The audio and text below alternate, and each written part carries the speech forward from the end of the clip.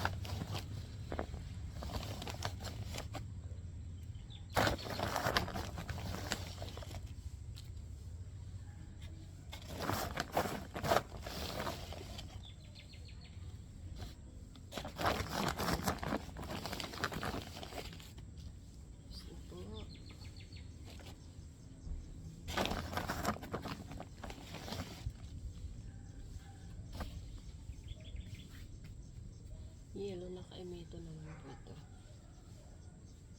Pwede na. Ito po siya.